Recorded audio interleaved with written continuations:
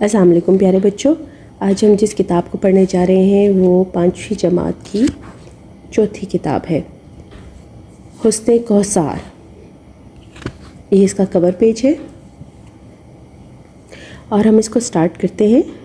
کہانی شروع کرنے سے پہلے میں آپ کو ہر دفعہ ہر کتاب کا تھوڑا سا مرکزی خیال جو ہے وہ بتاتی ہوں کہ مقصد کیا ہے اس کتاب کا لکھنے کا۔ حسن کوثر جماعت پنجم کی چوتھی کتاب ہے۔ اللہ تعالیٰ نے پاکستان کو حسن فطرت کی دولت سے مالا مال رکھا ہے۔ پاکستان کے پہاڑی علاقوں میں ایسے ایسے خوبصورت مناظر دیکھنے کو ملتے ہیں کہ جو ایک مرتبہ یہاں ہو آئے اس کا دوبارہ ان علاقوں میں جانے کو ضرور دل چاہتا ہے۔ تو یہاں پہ جو ہے وہ پاکستان کے کچھ ناردرن ایریاز اور کچھ ٹھنڈے علاقوں کے بارے میں بات کی گئی ہے، پہاڑی علاقوں کے بارے میں جو کہ بہت ہی خوبصورت ہوتے ہیں۔ تو چلیے ہم اس کتاب کو شروع کرتے ہیں۔ بسم اللہ الرحمن الرحیم۔ گرمی کی چھٹیاں ختم ہونے میں چند دن باقی تھے۔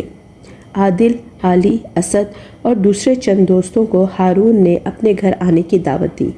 سارے ہی دوست چھٹیوں میں کہیں نہ کہیں گئے ہوئے تھے اور اب پرجوش طریقے سے اپنے سفر کی رودات سنانے کو بیتاب تھے۔ ہر ایک اپنی کہانی دوسرے کو سنانے کے شوق میں بولے جا رہا تھا۔ اسد جو اس دفعہ کہیں نہیں گیا تھا بولا، اگر تم لوگ باری باری سناؤ تو بات زیادہ بہتر سمجھ میں آئے گی۔ یہ ٹھیک ہے، سب سے پہلے میں بتاتا ہوں، عادل نے کہا۔ ہم راولپنڈی سے بذریعہ ہوائی جہاز گلگت پہنچے۔ ایک رات یہاں گزار کر ہم ہنزا روانہ ہوئے۔ سارا راستہ بے حد حسین تھا، لیکن جب ہم دینور ہوتے ہوئے کریم آباد پہنچے تو ایک نیا ہی منظر تھا۔ راکا پوشی کی خوبصورت برفانی چوٹی ہماری نگاہوں کے سامنے تھی۔ ہمیں کریم آباد پہنچ کر التت اور بلتت کے قلعے دیکھنے کا بہت شوق تھا۔ جسے اوپر دکھائیں گے 4 وہ گلگت کا پرانا سین دکھایا ہوا ہے، اور ابھی تو تھوڑی بہت چینجنگز آ چکی ہوئی، لیکن بہت خوبصورت گلگت ہے۔ پہاڑ ہے، برف سے ڈھکا ہوا ہے۔ پہاڑ کی چوٹی پر سینکڑوں سال پرانے قلعے بے حد خوبصورت تھے۔ قلعے دیکھنے کے بعد ہم خنجراب کی طرف چلے۔ گلگت سے خنجراب کے راستے میں کئی گلیشیئر بھی پڑتے ہیں۔ پسو اور بتورا دنیا کے بڑے گلیشیئروں میں شامل ہوتے ہیں۔ آپ کو پتہ ہے گلیشیئرز کیا چیز ہوتے ہیں؟ مارخور میں کچھ دیر ٹھہر کر ہم سوست پہنچے۔ ہم نے رات یہیں گزاری۔ اگلی صبح ہم دوبارہ خنجراب کی طرف روانہ ہوئے۔ یہ دنیا کا بلند ترین درہ ہے۔ اس کی بلندی تقریباً 12,000 فٹ ہے۔ یہاں کی خوبصورتی دیکھنے کے قابل ہے۔ اس صفحے پہ دیکھیں کتنے پیارے انہوں نے شیپس اور اینیملز دکھائے ہوئے۔ سوست اور خنجراب کے درمیانی علاقے کو خنجراب نیشنل پارک کا درجہ دے دیا گیا ہے، جہاں پہاڑی جانور آزادی سے پھرتے ہیں اور اپنے قدرتی ماحول میں رہتے ہیں۔ یہاں شکار کرنے پر پابندی ہے۔ ہم وہاں سے جلد ہی واپس آ گئے کیونکہ ایک تو شدید سردی تھی، دوسرا بلندی کی وجہ سے ہمیں سانس لینے میں بھی مشکل پیش آ رہی تھی۔ آپ کو پتہ ہے جیسے جیسے ہم زیادہ اوپر جاتے ہیں، پہاڑی علاقوں میں اونچائی کی طرف جاتے ہیں، تو وہاں پہ آکسیجن کی کمی ہونا شروع ہو جاتی ہے، جس کی وجہ سے آپ کو سانس لینے میں مشکل ہوتی ہے۔ اور یوسف، تم سناؤ، تم تو کاغان گئے تھے نا، کیسی جگہ ہے؟ وقار نے پوچھا۔ زلزلے کے بعد اب وہاں کیسے حالات ہیں؟ رضوان نے بھی سوال کیا۔ یہ اس وقت کی بات ہے جب 2005 میں زلزلہ آیا تھا۔ 2005 میں جب زلزلہ آیا تھا، یہ ہمارے خوبصورت جتنے بھی پہاڑی علاقے تھے جو ناردرن ایریاز ہیں، یہ سب تباہ ہو گئے تھے اور اس کے بعد یہ دوبارہ سے ری بلڈ کیے گئے تھے۔ وادی کاغان ایک پرفضا مقام ہے۔ یہاں سرسبز خوشنما وادیاں، جھیلیں، جھرنے اور چشمے موجود ہیں۔ ہمیں بالاکوٹ اور شوگراں کے راستے میں جگہ جگہ زلزلہ سے متاثرہ علاقوں میں رفاہی کام کرتے نظر آئے۔ شوگراں بہت خوبصورت جگہ ہے۔ واقعی شوگراں اگر آپ کا جانے کا اتفاق ہوا ماما پاپا کے ساتھ تو بہت ہی خوبصورت جگہ ہے۔ ہم نے یہاں رک کر کھانا کھایا اور پھر روانہ ہو گئے۔ ناران پہنچتے پہنچتے رات ہو گئی۔ ہم لوگوں نے رات وہیں گزاری اور صبح سیف الملوک جھیل جو ہے بہت ہی خوبصورت جھیل ہے، جھیل سیف الملوک کے لیے نکل کھڑے ہوئے۔ یوسف سانس لینے کو رکا۔ وہاں کیسا موسم تھا؟ رضوان نے پوچھا۔ بے حد ٹھنڈا، یوسف نے جھرجھری سی لی۔ جھرجھری لیتے جیسے سردی میں کر کے آتے، اس کو جھرجھری کہتے ہیں۔ لیکن رضوان یقین کرو اتنی خوبصورت اور پرسکون جگہ ہے کہ وہاں آنے کو دل نہیں چاہتا۔ اچھا، اس صفحے میں سیف الملوک تو کبھی نہیں گیا، لیکن ان چھٹیوں میں 2 جھیلیں کچورا اور ستپارا دیکھ آیا ہوں۔ اچھا، یہ 2 جھیلیں بتائیں گے اس پیپر میں، ایک کچورا اور ایک ستپارا، ٹھیک ہے۔ جھیل سیف الملوک کی بھی تقریباً یہ جو ستپارا جھیل دکھائی ہوئی جس میں شپ کے اندر فیملی بیٹھی ہوئی ہے، کچھ اس ٹائپ کی ہے۔ اور کچورا جھیل بہت کام اینڈ بہت ہی کوائٹ سی ہے، مطلب کہ اس میں ارد گرد آپ کو آبادی بھی نظر آ رہی ہے۔ وقار نے کہا، یہ کہاں ہے؟ راشد نے پوچھا۔ وقار نے یہ بتایا کہ میں سیف الملوک تو کبھی نہیں گیا، لیکن ان چھٹیوں میں 2 جھیلیں کچورا اور ستپارا دکھایا۔ راشد نے پوچھا، یہ کہاں ہے؟ تو آف کورس وقار نے ہی آنسر دیا ہے، یہ اسکردو کے قریب واقع ہے۔ کچورا جھیل ایک چھوٹی لیکن خوبصورت جھیل ہے۔ اس جھیل کے شفاف پانی میں تیرتے ہنستے بہت بھلے لگتے ہیں۔ تیرتے ہنس کہتے ہیں جو بگلے ہیں یہ۔ یہاں ہمیں کشتی چلا کر بہت مزہ آیا، لیکن اس سے زیادہ لطف ستپارا میں آیا۔ اگرچہ ستپارا کا راستہ بہت خطرناک ہے، لیکن ایسی خوبصورت جھیل پر پہنچ کر راستے کا سارا خوف ختم ہو جاتا ہے۔ پہاڑوں میں گھری اس بڑی جھیل کے بیچ میں ایک چھوٹا سا جزیرہ بھی ہے۔ ستپارا میں ہم نے موٹر بوٹ کی سیر کی۔ اب علی کی باری آتی ہے۔ علی نے بتایا کہ وہ شاہراہ قراقرم کے راستے گلگت گیا۔ ایبٹ آباد سے چچا اور احسن بھی اس کے ساتھ شامل ہو گئے۔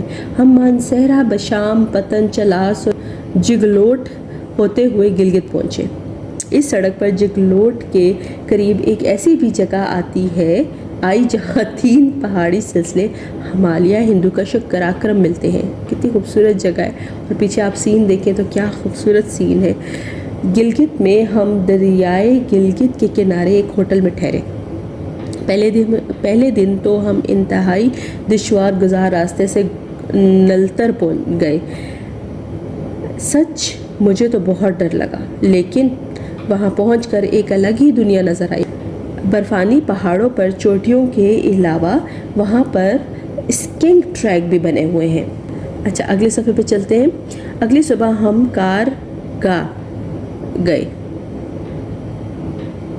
یہ ایک پہاڑی ندی ہے جہاں ہم نے ٹراؤٹ مچھلی کا شکار کیا اور اسے بھون کر کھایا۔ کارگاہ کے نزدیک ہی ایک بلند پہاڑی چٹان پر مہاتما بدھ کا ایک قدیم بت کندہ ہے۔ کندہ کا مطلب کہ پہاڑ کے اندر ہی اس کو کشیدہ کاری کر کے بنایا ہوا ہے، اس کو فکس نہیں کیا ہوا، پہاڑ کو تراش کے بنایا ہوا ہے۔ میں تب سے سوچ رہا ہوں معلوم نہیں کس نے اتنا اوپر چٹان پر چڑھ کے اس کو تراشا ہوگا۔ رضوان، تمہارا سفر کیسا رہا؟ ہارون نے پوچھا۔ موسم کی خرابی کے باعث 2 دن تو جہاز جا ہی نہ سکا۔ تیسرے دن چترال پہنچے۔ چترال ہندوکش کے پہاڑی سلسلے میں گری ہوئی ایک دلکش وادی ہے۔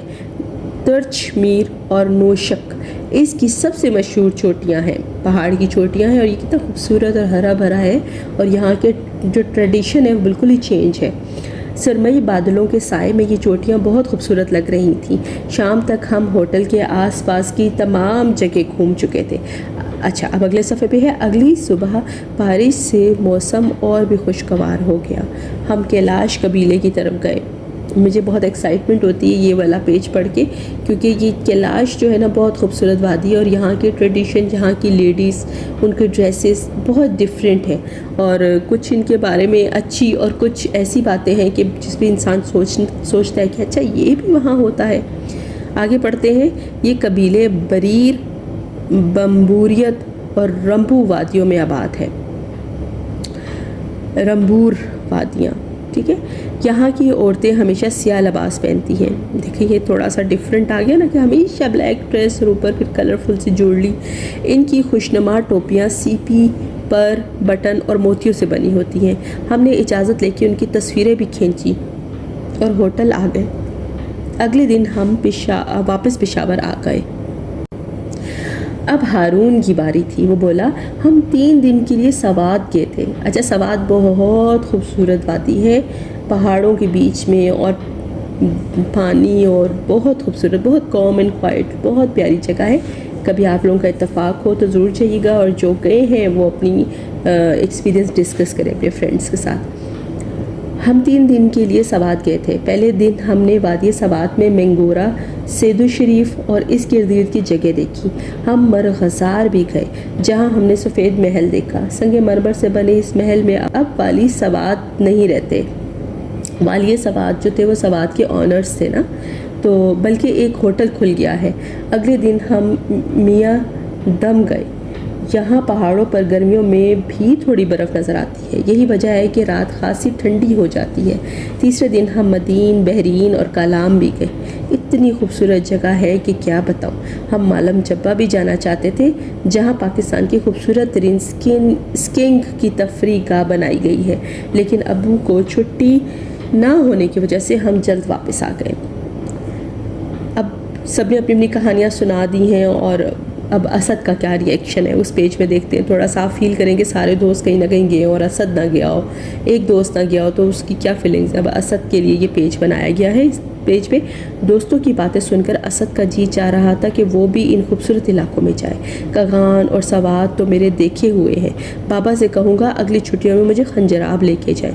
اس نے اپنے دوستوں سے کہا. دیکھیے کتنی پازیٹیوٹی کا مظاہرہ کیا یہاں پہ اسد نے، کہ اس نے کہا کہ جن علاقوں میں چلا گیا ہوں وہاں تو میں گیا ہوں، اب اگلی چھٹیوں کے لیے پلاننگ کرتا ہوں. تو اسی کے ساتھ اس کتاب کا اینڈ ہوتا ہے.